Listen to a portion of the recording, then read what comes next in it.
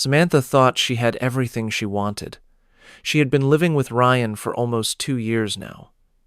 Their small apartment wasn't perfect, but she believed love made up for everything else.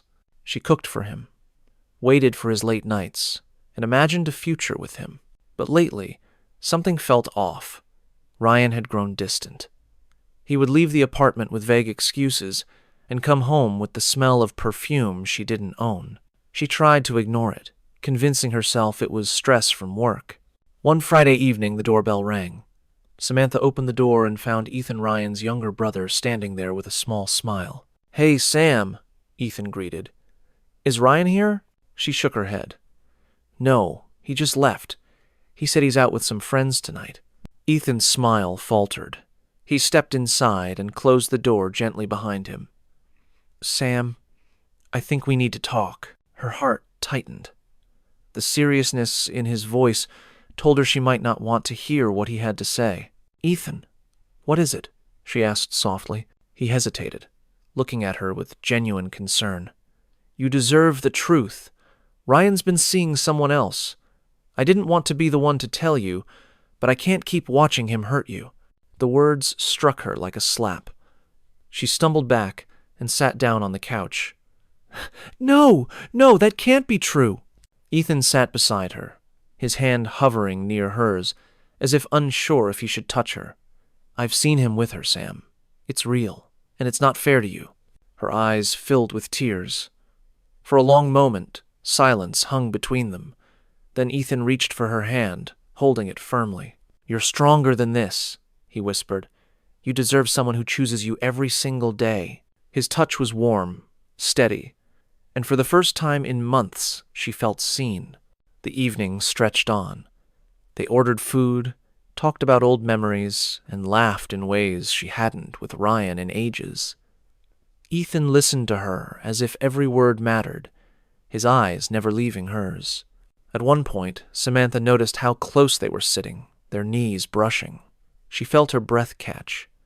Ethan must have felt it too because he paused, searching her face. "Sam, I don't want to overstep, but I've always admired you. He stopped himself, shaking his head. "This isn't about me. I just want you to be happy." Her chest tightened again, but this time with something sweeter than pain. Slowly, she leaned in, her lips trembling.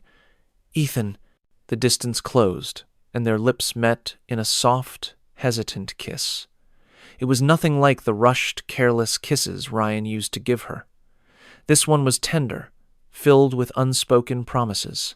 She pulled back, her cheeks flushed. "I shouldn't," but Ethan cupped her face gently, his thumb brushing her cheek. "You don't have to explain. I'll wait, Sam. Whether it's a day, a month, or longer, I'll wait for you." Her heart melted. For the first time, she felt what real love could be. The night drifted on. They stayed side by side, their hands intertwined, sharing small kisses and quiet laughter. It wasn't about passion alone. It was about being understood. When Ryan finally returned home hours later, Samantha already knew her decision. She stood at the door, blocking him from coming in. Her voice was calm, steady. "Ryan, I know everything. It's over." He tried to protest, but she shook her head. "I don't need excuses anymore. Goodbye." She closed the door on him, her heart strangely light. Ethan walked up behind her, slipping his arms gently around her waist. "You okay?" he asked. She turned in his arms and kissed him again, longer this time, with no hesitation.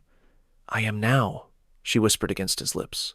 That night marked the end of her pain and the beginning of something new, something honest, something real. She didn't fall in love with Ryan's brother because of revenge. She fell because Ethan had always been the one who truly saw her. And as they stood together in the quiet glow of the apartment, Samantha realized her heart had finally found its home.